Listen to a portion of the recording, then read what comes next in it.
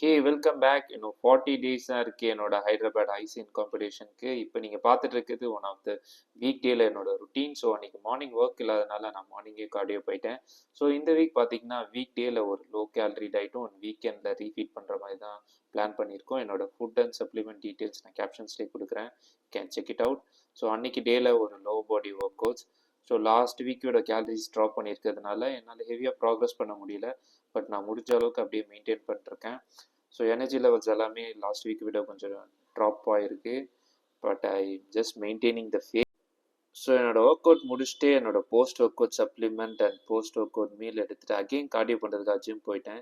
So posting இப்போ தான் நான் கொஞ்சம் பெட்டர்மெண்ட் ஆகிட்டு இருக்கேன். நான் அகெயின் என்னோட மீலை முடிச்சுட்டு ஸோ ஈவினிங் நான் ஒர்க் இருந்ததுனால பிடி எடுக்க போயிட்டேன்.